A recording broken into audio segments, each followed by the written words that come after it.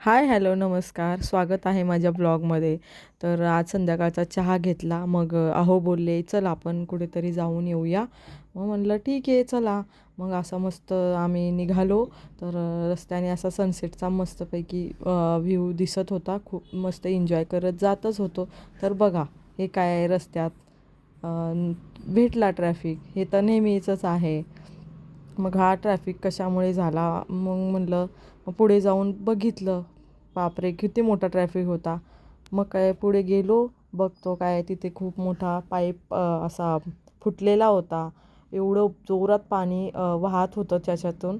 लोकं तर गाड्या धुवून घेत होते त्याच्यामध्ये. मग आम्हाला तर हसायला पण आलं आणि हे पूर्ण लोकं भिजून पण जात होते त्या पाण्यामुळे. बंदच होत नव्हतं. मग असा हा लांबून मला व्ह्यू दिसला मंदिराचा. मग मला कळलं, कारण मला खूप दिवसापासून इच्छा होती त्या कृष्ण मंदिरात जायची. हे नवीनच मंदिर आता झालं, इस्कॉन टेम्पल आहे हे.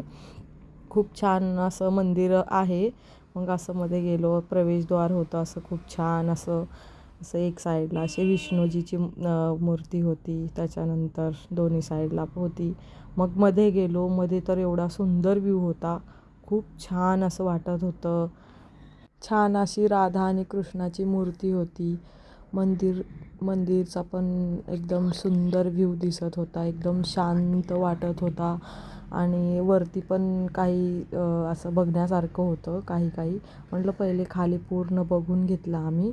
मग थोड्या वेळाने पुजाऱ्यांनी ना दरवाजा असा बंद करत होते, कारण काही आरती वगैरे होणार होती, त्यासाठी ते पूजा करायची होती. मग बरं झालं, मग आम्ही लवकर पोहोचलो आणि आमचं दर्शन पण झालं. मग त्याच्यानंतर आम्ही असं वरच्या माळ्यावर गेलो. तिथं पण खूप छान छान असे पेंटिंग्स लावलेले होते, 3D पेंटिंग्स होते.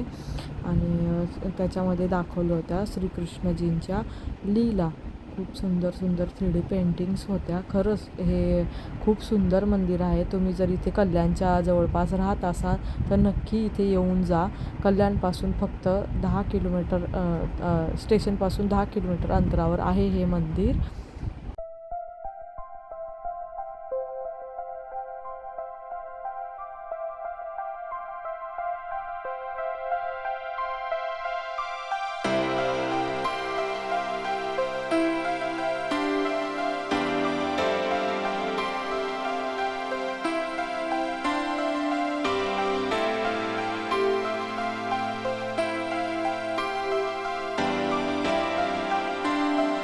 त्याच्यानंतर बाहेर असा प्रसाद भेटला फ्रूटचा. आणि एक मोठं बाहेर तुळशीचं वृंदावन पण होतं. आणि त्याच्यानंतर असं मस्त छोटंसं गार्डन पण आहे तिथे. खूप छान वाटत होतं. एकदम शांत वातावरण होतं तिथे. आणि खूप अगदी मन प्रसन्न होऊन गेलं तिथे. खरंच खूप छान असं गार्डन होतं ते. त्याच्यानंतर आम्ही गेलो इथे एक छोटंसं दुकान पण आहे. म्हटलं काहीतरी घेऊया, पेटपूजा होईल आपली.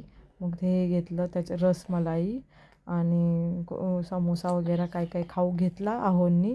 मग तो मस्त खाला. खूप टेस्टी होतं हे. मिठाई होती सगळी, खूप छान अशी टेस्टी मिठाई होती. मग ती खाल्ली आम्ही. इथे एक गोशाला पण होती. मग ते अंधार होता खूप, त्याच्यामुळे आम्ही काही जास्त बघितलं नाही. हे बघितलं ना रात्रीचा व्ह्यू, एकदम सुंदर ह्या असा व्ह्यू दिसत होता. तुम्ही पण बघा.